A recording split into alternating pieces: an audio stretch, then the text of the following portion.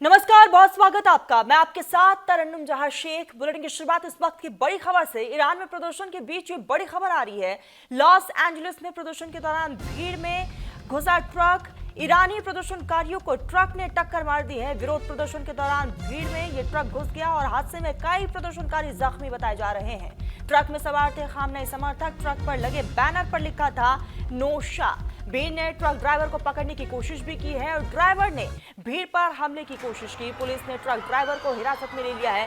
तो Los Angeles की तस्वीरें हैं जहां ईरान को लेकर यहां पर विरोध प्रदर्शन हो रहा था और इसी बीच जो है ट्रक में सवार खामनेई समर्थक वहां पर भीड़ गए और ये तस्वीरें आपको दिखा रहे हैं जिसमें कई प्रदर्शनकारी जख्मी बताए जा रहे हैं जिनको आनन फानन में अस्पताल में भर्ती करवाया गया है। तो ये तस्वीरें लॉस एंजलिस से ये तस्वीरें हैं। खामनेई के विरोध में ये जुलूस निकाला गया था। विरोध का इजहार अलग अलग तरीके से किया जा रहा है और ईरान में जो प्रदर्शनकारी अपनी ही सरकार के खिलाफ सड़कों पर है उसका असर अब लॉस एंजलिस में भी देखने को मिला, क्योंकि ईरान के विरोध में ये प्रदर्शन निकाला गया।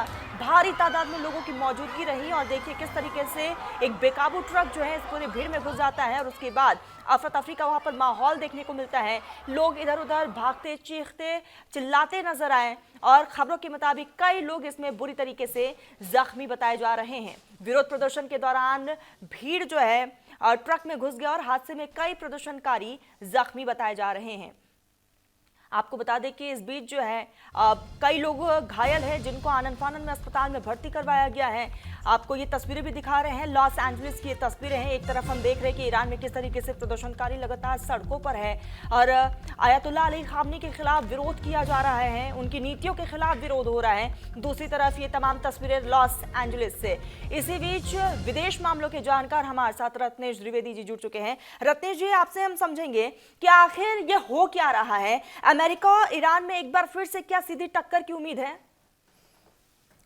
देखिए, प्रेसिडेंट ट्रंप मेरे ख्याल से कुछ बड़ा डिसीजन लेने वाले हैं। अगर मैं अपने अनुभव से बताऊं तो कोई बड़ा डिसीजन जल्दी ही ले सकते हैं ईरान के संदर्भ में।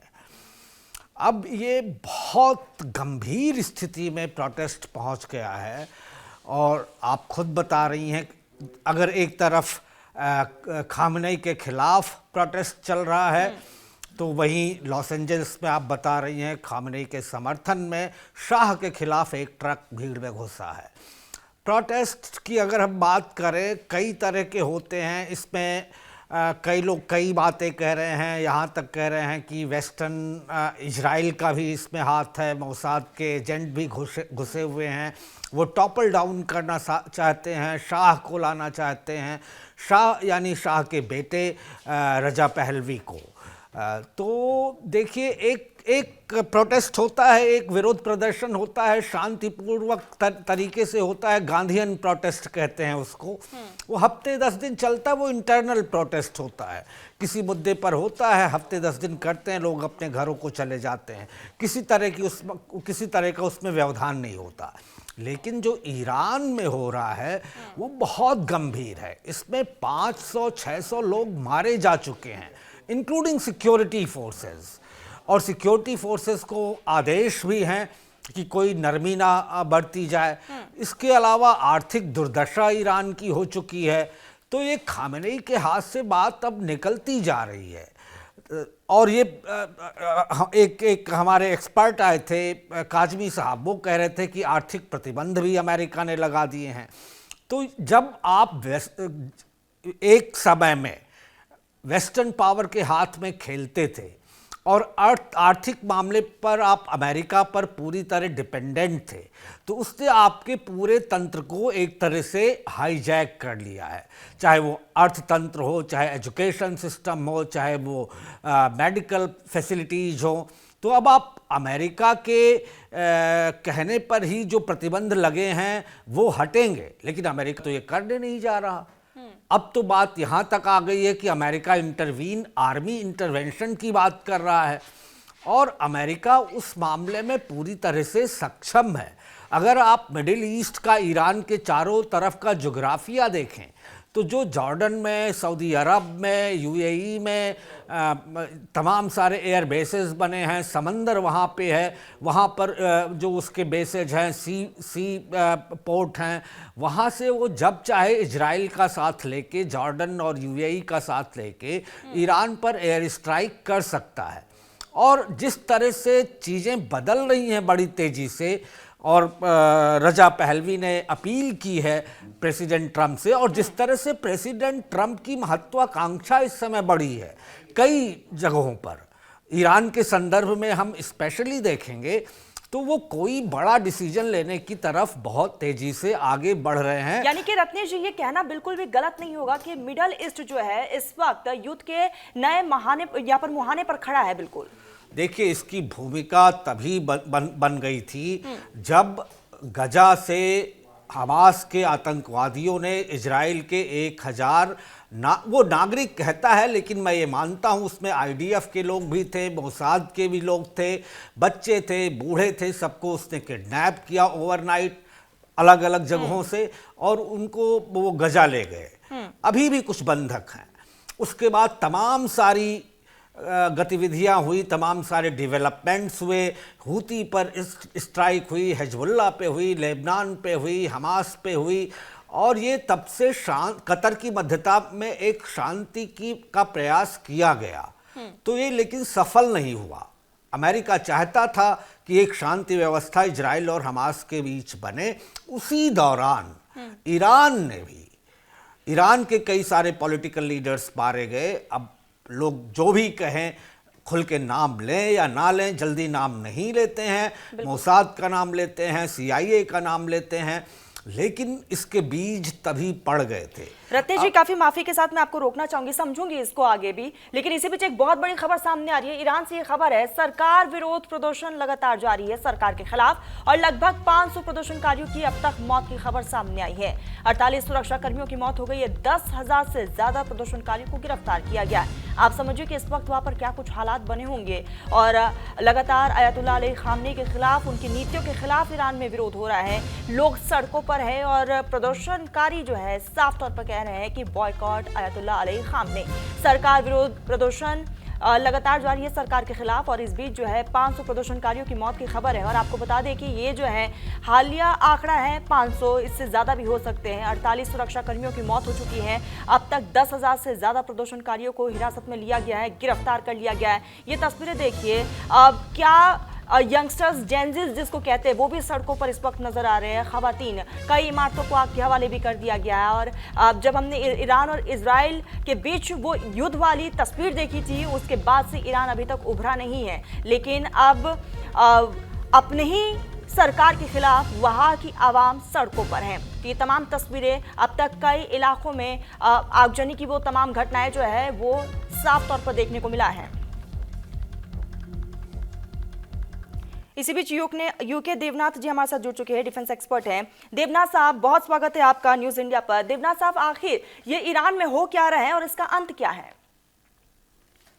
देखिए, ईरान में फिलहाल जो हालात हैं बहुत ही नाजुक बने हुए हैं। अमेरिका और इजराइल यह चाहेंगे कि ईरान में तख्ता पलट हो जाए, और इसके लिए आयतुल्लाह खमेनी के खिलाफ बहुत बड़ी तादाद में आम आवाम सड़कों पर उतरे हुए हैं। क्रिटिकल क्वेश्चन इस वक्त जितने हमारे डिफेंस एनालिस्ट हैं यही है कि क्या वेनेजुएला में, जिस तरह से वेनेजुएला की सिक्योरिटी फोर्स ने लास्ट मोमेंट में मदुरो का साथ छोड़ दिया था, ऐसा ही क्या ईरान की आर्मी और ईरान की जो IRG है, ईरानियन रेवोल्यूशनरी गार्ड, वो करेंगी?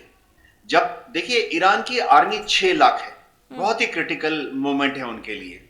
IRG की स्ट्रेंथ जो है वो 1,75,000 है, और ईरानियन रेवोल्यूशनरी गार्ड में जिसको भी सिलेक्ट किया जाता है, चाहे वो जवान हो, JCO हो या अफसर हो, वो आयतुल्लाह खमेनी के पर्सनल लॉयल्टी के बेसिस पर सिलेक्ट किया जाता है, यानी व्यक्तिगत निष्ठा उसको दिखानी पड़ती है, तभी उनको IRG में शामिल किया जाता है।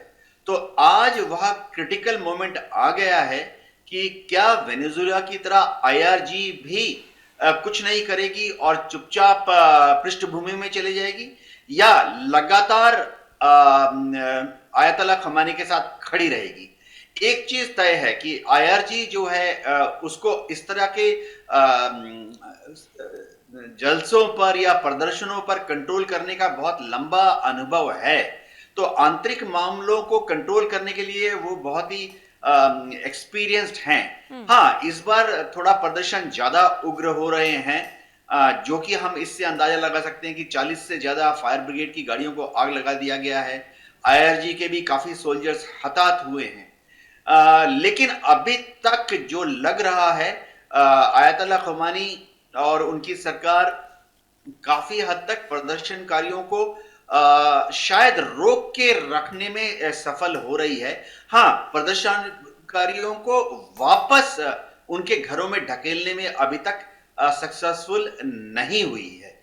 जी बिल्कुल बिल्कुल। और ये कहते भी है ना कि अगर जब अपने ही सड़कों पर उतर आए तो आधी लड़ाई वही इंसान हार जाता है। रत्नेश जी, मैं आपके पास ही आऊंगी, क्योंकि हम देख रहे हैं कि अमेरिका वर्सेस ईरान।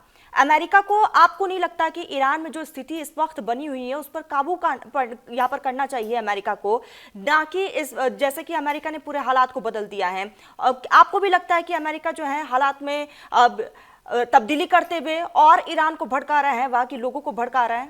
देखिए, अमेरिकन एडमिनिस्ट्रेशन की, वेदर दे आर डेमोक्रेटिक और रिपब्लिकन प्रेसिडेंट, एक पॉलिसी रही है कि हम आपके इकोनॉमिक इंटरेस्ट के साथ हम कुछ एक्सट्रैक्ट करेंगे। मिडिल ईस्ट की पॉलिसी यही रही है। उसके एवज में हम आपको एक सिक्योरिटी कवर देंगे। वो कंट्री जब तक अमेरिका की बात मानती है वो उसे सिक्योरिटी कवर दिए रहता है। यही बात कर्नल गद्दाफी के साथ हुई, यही बात हुस्न मुबारक के साथ हुई, यही सद्दाम हुसैन के साथ हुई, यही असद के साथ हुई, यही अब ईरान में हो रहा है। ईरान से सिक्योरिटी कवर अमेरिका ने हटा दी है। देखिए, हमारे ये डिफेंस एक्सपर्ट्स कह रहे थे, मैं इनसे बिल्कुल ताल्लुक़ रखता हूँ कि आईआरए एक बहुत प्रतिष्ठित और एलीट आर्मी है, लेकिन इसी आईआरए में घुस के मोसाद के एजेंटों ने ईरान के कई सारे पॉलिटिकल लीडर और न्यूक्लियर साइंटिस्ट को मारे हैं। तो इनको, वो हैं वहाँ पे मौजूद हैं। और देखिए, शाह के बेटे क्या कर रहे हैं, वो अपील पे अपील कर रहे हैं, सोशल मीडिया को बेहतरीन तरीके से यूटिलाइज कर रहे हैं। वो अपील कर रहे हैं आर्थिक क्षेत्र से जुड़े लोगों से कि आप भी आइए, प्रोटेस्ट में शामिल होइए, उग्र प्रदर्शन करिए। यहाँ तक कि उन्होंने ये भी कहा कि जो लोग अभी तक घरों में बैठे हैं और हिचक रहे हैं प्रोटेस्ट में शामिल होने से, वो भी बाहर आए। आप देखिए, वहाँ समस्याएं बहुत पिछले 15 दिनों में बढ़ गई हैं। अब ये आउट ऑफ कंट्रोल जा रहा है मामला। ये मामला खामेनेई के हाथ से निकल गया है। अब वहाँ कोई वैश्विक बिरादरी भी ऐसा, यूनाइटेड नेशन तो कुछ बोल ही नहीं रहा है, तो उसमें कोई कंट्रोल करे, प्रोटेस्टर्स को वापस भेजे, ये खामेनेई के हाथ में अब नहीं है। और अमेरिका ये करेगा नहीं कि वो प्रोटेस्टर्स को वापस भेजने के लिए रजा पहलवी के मार्फत या किसी और के मार्फत कोई अपील करवाए। खामेनेई सोशल मीडिया को यूज नहीं करते हैं और इस वजह से वो एक दो बार ट्वीट करते हैं, उनके संदेश लोगों तक पहुंच नहीं रहे हैं। यानी कि साफ तौर पर क्लियर मैसेज नहीं पहुंच रहा, इसलिए इस वक्त ईरान में हालात खराब है। बने रहिएगा देवनाथ साहब और रत्नेश जी, आप भी। ईरान में कोहराम मचा हुआ है। बगावत की आग में ईरान का शहर शहर जल रहा है। खामनेई के खिलाफ विरोध की आग विकराल रूप धारण कर चुकी है। खामनेई की नीतियों और बढ़ती महंगाई के खिलाफ 100 से ज्यादा शहरों में प्रदर्शन हो रहा है। पिछले 15 दिनों से जारी हिंसक प्रदर्शन में अब तक 250 से ज्यादा लोगों की मौत हो चुकी है। लेकिन ईरान में भड़की हिंसा पर अब अमेरिकी राष्ट्रपति डोनाल्ड ट्रंप ने खामनेई को चेतावनी दे दी। अगर खामनेई की सेना ने किसी भी प्रदर्शनकारी पर हमला किया, किसी की जान गई, तो हम ईरान पर हमला करेंगे। लेकिन खामनेई ने भी साफ कह दिया है कि वो प्रदर्शनकारियों से सख्ती से निपटेंगे। ऐसे में सवाल यह है कि क्या ईरान पर अब ट्रंप हमला करेंगे? क्या ट्रंप ने ईरान में तख्तापलट की स्क्रिप्ट तैयार कर ली है? रिपोर्ट हम आपको दिखाते हैं।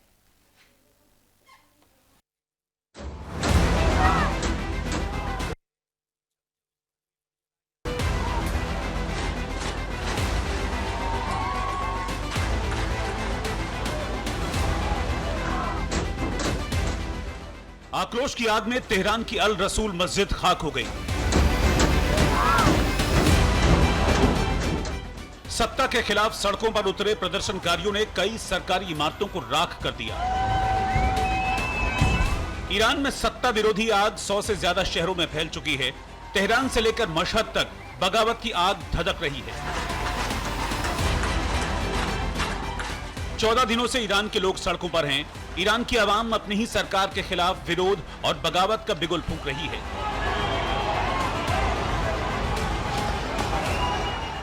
चौदहवें दिन भी ईरान में हिंसा भड़की रही। तेहरान की सड़कें नारेबाजी और गोलियों से गूंज उठी। प्रदर्शन जैसे जैसे तेज हुए, कई इलाकों में सुरक्षा बलों ने प्रदर्शनकारियों पर सीधे गोलियां चला दी। ईरान में सरकार विरोधी प्रदर्शनों के दौरान कम से कम 217 लोगों के मारे जाने का दावा किया जा रहा है। ज्यादातर की मौत गोली लगने से हुई है। हिंसा में 500 से ज्यादा लोग घायल हुए हैं। करीब 3000 लोगों को हिरासत में लिया गया है। खामनेई के खिलाफ ईरान की आवाम आक्रोशित है। ईरान के लोगों में भारी गुस्सा है, लेकिन इस आक्रोश को दबाने के लिए ईरान की सरकार हर चाल चल रही है। विरोध प्रदर्शन तेज होने के बाद इंटरनेट पर पाबंदी लगा दी गई है। फोन सर्विस बंद कर दी गई है। तेहरान एयरपोर्ट बंद कर दिया गया है। प्रदर्शनकारियों पर सख्त कार्रवाई की जा रही है। लेकिन इस बीच अमेरिका के राष्ट्रपति डोनाल्ड ट्रंप ने एक बार फिर खामनेई को चेतावनी दी है कि अगर प्रदर्शनकारियों को मारा गया तो ईरानी सरकार को इसकी भारी कीमत चुकानी होगी। Iran's in big trouble. It looks to me that the people are taking over certain cities that nobody thought were really possible just a few weeks ago. We're watching the situation very carefully. I've made the statement very strongly that if they start killing people like they have in the past, we will get involved. We'll be hitting them very hard where it hurts. And that doesn't mean boots on the ground, but it means hitting them very, very hard where it hurts. So Trump ने Iran के supreme leader Khamenei को खुली धमकी दी है कि अगर वो प्रदर्शनकारियों पर कार्रवाई करते हैं तो अमेरिका सख्त एक्शन लेगा। लेकिन खामनेई ने ईरान के इन हालातों के लिए सीधे तौर पर ट्रंप को जिम्मेदार ठहरा दिया। खामनेई ने ट्रंप पर लोगों को हिंसा के जरिए भड़काने का आरोप लगाया। ईरान में भड़की हिंसा के बीच खामनेई ने देश के नाम संबोधन में कहा, कुछ दंगाई हैं, वो ट्रंप को खुश करना चाहते हैं। प्रदर्शनों के पीछे विदेशी एजेंट हैं जो देश में हिंसा भड़का रहे हैं। देश में कुछ ऐसे उपद्रवी हैं जो सार्वजनिक संपत्ति को नुकसान पहुंचाकर अमेरिकी राष्ट्रपति को खुश करना चाहते हैं। ट्रंप ईरान के मामलों में दखल देने के बजाय अपने देश की समस्याओं पर ध्यान दें। इस्लामिक रिपब्लिक सैकड़ों हजारों महान लोगों के खून के बल पर सत्ता में आई है। जो लोग हमें नष्ट करना चाहते हैं, उनके सामने इस्लामिक रिपब्लिक कभी पीछे नहीं हटेगी। खामनेई का यह बयान तब आया जब ट्रंप ने दोबारा चेतावनी दी कि अगर ईरानी सुरक्षा बल प्रदर्शनकारियों को मारते हैं तो अमेरिका ईरान पर हमला कर सकता है। You think the country is on the verge of collapsing? well, it could be. I mean, what they've done is in the past, they've started shooting the hell out of people, and all of a sudden people without any weapons whatsoever are standing there and you have machine guns gunning them down, or they take them to prisons and then hang them and kill them. So they played rough, and I said, if they do that, we're going to hit them very hard. एक और Trump बार बार Khamenei को धमकी दे रहे हैं तो दूसरी ओर Iran में सत्ता परिवर्तन को लेकर लहर उठी है। ईरान की आवाम में इस्लामिक शासन के प्रति जबरदस्त नाराजगी है। ऐसे में सवाल खड़ा हो रहा है, क्या ईरान में तख्ता पलट होगा? क्या खामनेई को ईरान छोड़ना पड़ेगा? और सवाल ये भी है कि अगर सत्ता परिवर्तन हुआ तो इसके बाद ईरान में क्या होगा? Bureau report, news India. इसी बीच एक बहुत बड़ी खबर सामने आ रही है। ईरान को लेकर ट्रंप का बड़ा बयान सामने आया। अब हद पार हो गई है। ट्रंप की तरफ से कहा गया है ईरान के लिए स्टारलिंक भेजने पर चर्चा ट्रंप कर रहे हैं। ईरान ने बातचीत के लिए फोन किया। परमाणु मुद्दे पर बातचीत के लिए फोन की गई है। और आपको बता दें कि अब जो कुछ हालात ईरान में बने हुए हैं उस पर पैनी नजर अमेरिका की जरूर है। लगातार अब कोशिश ये भी हो रही है कि वन टेबल टॉक से बातचीत और समस्या का समाधान निकाला जाए। तो ईरान को लेकर ट्रंप ने ये बड़ा बयान दिया है और ट्रंप ने साफ तौर पर एक बार फिर से ईरान को चेतावनी दे दी है। और अमेरिका का कहना है, डोनाल्ड ट्रंप का कहना है कि ईरान आप अपने हद में रहिए। ईरान के लिए स्टारलिंक भेजने पर भी चर्चा है और ये स्टारलिंक इसलिए भेजा जा रहा है ताकि बातचीत हो पाए। ईरान में जो कुछ हालात बने हुए हैं उस पर खुलकर आयतुल्लाह अली खामनी से बातचीत हो पाए और आगे का रास्ता निकाला जा सके। और खबरों के मुताबिक जो सोर्सेज बता रहे हैं, परमाणु मुद्दे पर भी बातचीत के लिए फोन किया गया। तो ऐसे में लगातार अब क्या कुछ हालात वहाँ पर प्रतिदिन जो है वो बदलते जा रहे हैं। हमारे साथ मेहमान लगातार बने हुए देवनाथ साहब, रत्नेश साहब, आप दोनों हमारे साथ बने हुए। देवनाथ साहब, मैं आपके पास ही आऊँगी क्योंकि आप डिफेंस को काफ़ी बारीकी से समझते भी हैं। हालात इस वक्त हम देख रहे हैं कि अमेरिका और ईरान में क्या कुछ है। अगर मान लीजिए अमेरिका की तरफ से ईरान पर हमला किया जाता है तो सबसे ज़्यादा नुकसान किसको होगा, और आपसे ये भी समझना चाहेंगे कि ईरान का डिफेंस सिस्टम किस तरीके से काम करता है। हाँ तरन्नुम, देखो, ईरान के पास कोई खास नेवी नहीं है, ईरान के पास कोई खास एयरफोर्स भी नहीं है। ईरान के पास जो मिलिट्री है वो करीबन 6 लाख मजबूत है। और ईरान में एक खास चीज ये है कि ईरानियन रेवोल्यूशनरी गार्ड कोर जो है, जो कि हम कह सकते हैं कि आयतुल्लाह खुमानी की सरकार का एक मजबूत डिप्लोमेटिक मिलिट्री टूल है, वो 1,75,000 स्ट्रांग है। ऐसी हालत में अमेरिका ने ईरान के आसपास जो फौजी तैयारियां की हैं वो काफी बृहद हैं। हम देख सकते हैं कि कतार में अमेरिका ने अपने सेंटकॉम का हेडक्वार्टर बनाया हुआ है, वहां 10,000 ट्रुप्स हैं। सूत्र बता रहे हैं कि इराक में इस वक्त 4,000 से ज्यादा अमेरिकन ट्रुप्स हैं।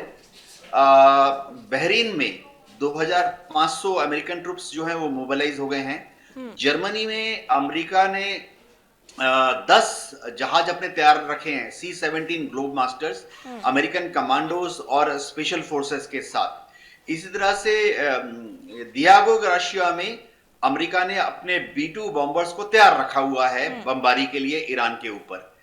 भूमध्य महासागर में 2-2 एयरक्राफ्ट कैरियर अमेरिका ने डिप्लॉय कर दिए हैं, और महज 1 घंटे के नोटिस में यह एयरक्राफ्ट कैरियर अपने फाइटर विमानों को लॉन्च कर सकते हैं ईरान के खिलाफ। इसके अलावा इजराइल को भी स्टैंड टू पे रख कर दिया है अमेरिका ने कि अगर युद्ध चालू होता है तो इजराइल जो है वो ईरान के ऊपर हर रोज 100 या 200 फाइटर बॉम्बर मिशंस करेगा। क्या अमेरिका जमीन से ईरान पर हमला करेगा, इसके बारे में संदेह है, क्योंकि डोनाल्ड ट्रंप और रिपब्लिकन पार्टी दोनों ही फिलहाल ईरान में बूट्स ऑन ग्राउंड नहीं डालना चाहेंगे, क्योंकि बूट्स ऑन ग्राउंड अगर वो 10,000 ट्रुप्स को लगाएंगे तो उनमें से जाहिर बात है 100 या 200 की मौत भी हो सकती है, और अमेरिका के लोग नहीं चाहते। देवनाथ साहब, एक चीज और बहुत क्लियर है कि ईरान को हम कमतर नहीं आंक सकते हैं, क्योंकि ईरान की रणनीति हम समझ रहे हैं। जब इजराइल और ईरान के बीच हुआ तो ईरान ने किस तरीके से रणनीति को अपनाया था। जी हाँ, इसमें कोई शक नहीं है कि ईरान को हम कमजोर नहीं सकते, अमेरिका भी ईरान को कमजोर करके नहीं आंकना चाहिए। देखिए, जो वेनेजुएला में हुआ वो ऐसे समझना पड़ेगा कि वेनेजुएला की राजधानी काराकस जो है समुद्र तट से मात्र 100 किलोमीटर दूर थी, तो अमेरिका के जो अटैक हेलीकॉप्टर्स थे, कमांडोज को लेके 11 मिनट में वहां पहुंच गए और निकोलस मदुरो को एक्सट्रैक्ट करके अमेरिका में ले गए हाईजैक करके। लेकिन ईरान की राजधानी तेहरान जो है ईरान के उत्तर की तरफ है, समुंदर से यानी अमेरिकन प्रेजेंस से 700 किलोमीटर दूर। तो 700 किलोमीटर दूर तक अगर अमेरिका अपने हेलीकॉप्टर को भेजेगा और एक कोशिश करेगा कि तेहरान में समझिए उनके राष्ट्रपति हैं पेजेश्कियान या आयतुल्लाह खुमानी या उनके जो इनर कोटेरी के लीडर्स हैं उनको हाईजैक कर लेगा, असंभव है, क्योंकि 700 किलोमीटर जाना, मिशन को अंजाम देना, फिर हेलीकॉप्टर से 700 किलोमीटर वापस आना बहुत ही कठिन काम है। तो ज्यादा से ज्यादा अमेरिका इतनी ही कर सकता है कि बहुत हैवी बमबारी करे आसमान से, और जमीन पर CIA और मोसाद के जो एजेंट हैं वो जमीन पे जो संघर्ष हो रहा है, आम जो सिविलियन नागरिक बाहर हैं, जलसे हो रहे हैं, प्रदर्शन हो रहे हैं, उनको मोसाद और CIA और ज्यादा बढ़ावा दें, सरकारी प्रतिष्ठानों को और आग लगाएं। आप देख सकते हैं कि वहां मस्जिदों को आग लगाया जा रहा है। ये दिखाता है कि जो आम जो लोग जो प्रदर्शन कर रहे हैं उसमें विदेशी तत्व घुस गए हैं, मोसाद के और CIA के। ऐसे विदेशी लोग भी भीड़ में हैं जिनको ईरान की कल्चरल या सांस्कृतिक विरासत के बारे में मालूम नहीं, क्योंकि किसी भी मुस्लिम देश में कुछ भी हो जाए मस्जिदों को कोई नहीं आग लगाता है। तो यहां अगर मस्जिदों को आग लग रही है, इसका मतलब है जो शरारती तत्व जो भीड़ में हैं उनको शायद मालूम नहीं है कि मस्जिद क्या होती है, और मुस्लिम धर्म में चाहे शिया हो या सुन्नी हो, मस्जिदों को कभी भी हानि नहीं पहुंचाई जाती है। ये डायरेक्ट इंडिकेशन है कि विदेशी मूल के लोग, चाहे वो इजरायली हो चाहे अमेरिकन हो, वो वहां भीड़ में घुसे हुए हैं। जी। एक चीज तो बिल्कुल साफ है देवनाथ साहब कि इस जंग में जो है सिर्फ और सिर्फ आम आदमी पिसता है।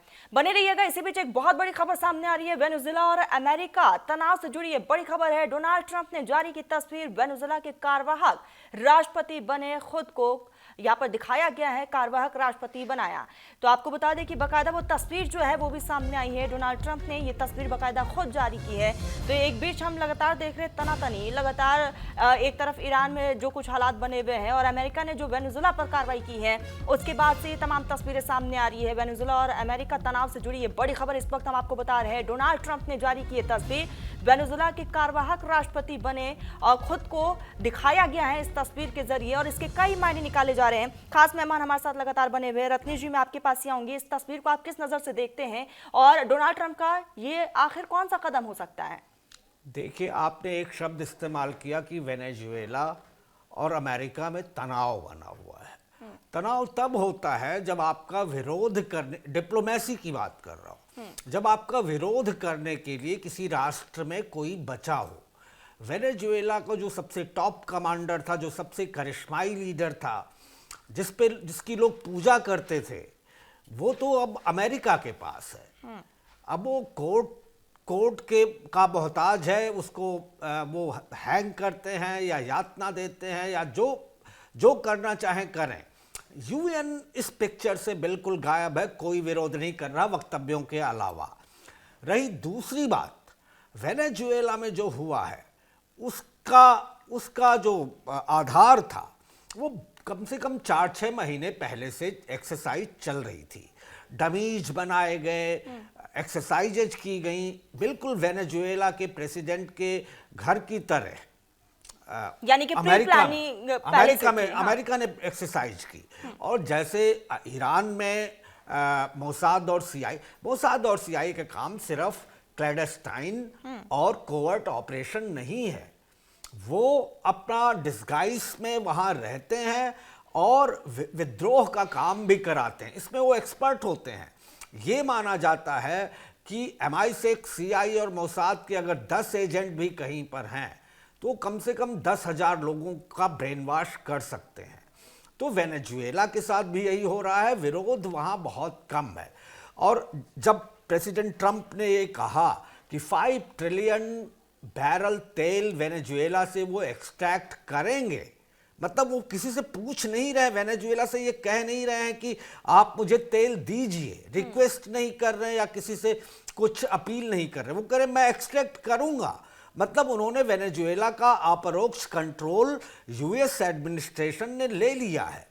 तो अगर वो थोड़ा महत्वाकांक्षा दिखाते हुए और एक साइकोलॉजिकल वारफेयर जैसी सिचुएशन क्रिएट करते हुए दुनिया के सामने ट्रुथ सोशल के माध्यम से ये कहना चाहते हैं कि मैं वेनेजुएला का कार्यवाहक प्रेसिडेंट हूं, तो बात अतिशयोक्ति तो है लेकिन बिल्कुल असत्य भी नहीं है। रत्नेश जी, एक माफी के साथ मैं आपको रोकना चाहूंगी। एक चीज और समझेंगे आपसे, क्योंकि हम देख रहे हैं कि अमेरिका की तरफ से किस तरीके से वेनेजुएला पर कार्रवाई की गई है और दूसरी तरफ ईरान को भी अमेरिका धमकी दे रहा है। आखिर डोनाल्ड ट्रंप करना क्या चाहते हैं?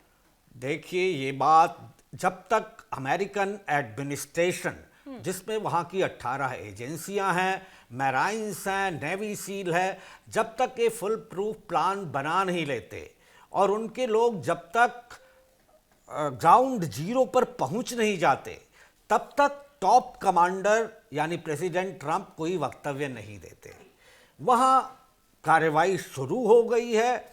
ये जो हमें विजिबली दिखेगी वो तो घंटे 2 घंटे की बात होगी, जब वो रात के समय एयर स्ट्राइक कर देंगे। और जैसा डिफेंस एक्सपर्ट ने कहा, मैं 2 बातें वहाँ से उठाऊंगा कि कभी भी वो ट्रूप्स वहाँ इस्तेमाल नहीं करेंगे।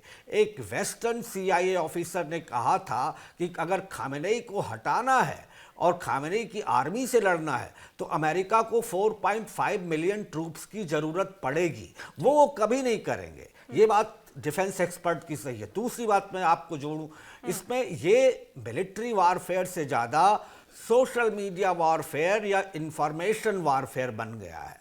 एक बात लोगों को समझ में नहीं आ रही है कि स्टारलिंक सिस्टम काम कैसे करता है। ये कोई एक सैटेलाइट नहीं होता, ये एक बहुत बड़ा सिस्टम है, बहुत ही टॉप क्लास के सैटेलाइट्स का, जो न्यूरालिंक के माध्यम से चलता है। ठीक, रत्नेश जी माफी के साथ मैं रोक रही हूँ। इसी बीच एक बहुत बड़ी खबर सामने आ रही है। अमेरिका पर सोनिक हथियार इस्तेमाल करने का आरोप। वेनेजुएला में अमेरिका ने किया था सोनिक हथियार इस्तेमाल। चश्मदीदों का ये कहना है हमले के दौरान सैनिकों को खून की उल्टियां हुई है, ऐसा चश्मदीद कह रहे हैं। सैनिकों के नाक से भी खून बहा है। तो आपको बता दें कि अमेरिका ने जो कार्रवाई की और वहां के जो चश्मदीद, वहां के जो मुकामी लोग हैं, उनका साफ तौर पर कहना है कि सोनिक हथियार का इस्तेमाल किया गया। डिफेंस एक्सपर्ट क्योंकि हमारे साथ मौजूद है देवनाथ साहब। देवनाथ साहब, आखिर ये सोनिक हथियार है क्या? बहुत आसान भाषा में समझाइएगा। तरन्नुम जी, सोनिक हथियार जो है रिसेंट डेवलपमेंट है। इसमें क्या किया जाता है कि बहुत हाई फ्रीक्वेंसी अल्ट्रासाउंड फ्रीक्वेंसी का इस्तेमाल करते हुए ध्वनि की जो तरंगे हैं उनको एक फोकसिंग डिवाइस की मदद से टारगेट जो सोल्जर है उसके शरीर के या सिर की तरफ केंद्रित किया जाता है। तो वो जो सोल्जर है वो उसकी फ्रीक्वेंसी को सुन नहीं पाएगा क्योंकि अल्ट्रासाउंड है। फ्रीक्वेंसी 20,000 प्रति सेकंड से ज्यादा है, लेकिन उसकी जो एनर्जी है उससे उसके कान के अंदर जो अलग अलग सूक्ष्म भाग हैं, बैलेंसिंग पार्ट्स हैं कान के अंदर, वो डिस्टर्ब हो जाते हैं। तो ऐसे में चक्कर आना, उल्टी आना बहुत ही कॉमन है। खून की उल्टियां अगर आ गई हैं तो ये शायद एक सीरियस साइड इफेक्ट है। भारत में हमारे जो साइंटिस्ट हैं उनका भी ये कहना है कि इस तरह के वेपन को हम भी डेवलप कर सकते हैं, लेकिन क्योंकि इस तरह के वेपन का इस्तेमाल काफी निर्मम होता है, इसलिए फिलहाल हम इस तरह के वेपन को भारत में डेवलप नहीं कर रहे हैं। देखिए, वेनेजुएला की बात हो रही थी, ईरान की बात हो रही थी। वेनेजुएला में देख लीजिए पूरा हमला ही किया गया क्योंकि सितंबर से डोनाल्ड ट्रंप बोल रहे थे ड्रग्स है, ड्रग्स है, ड्रग्स है, ड्रग्स है। ड्रग्स की उन्होंने 40 नावों को डुबा दिया। आज कहां है ड्रग्स? वेनेजुएला में अभी ट्रंप की फौज 6 दिन से काबू में है। क्या एक भी ड्रग के माफिया को, कार्टेल के बॉस वही है ना देवनाथ साहब, वही कहते हैं कि डोनाल्ड ट्रंप कब क्या कुछ कर दे किसी को कुछ पता नहीं है, उनका अगला कदम क्या होगा ये भी किसी को नहीं पता। वक्त की बेहद कमी है। देवनाथ साहब और रत्नेश जी, आप दोनों ने अपना बहुत कीमती वक्त न्यूज़ इंडिया को दिया, बहुत शुक्रिया आपका। फिलहाल बुलेटिन में बस इतना ही। आप देखते रहिए न्यूज़ इंडिया।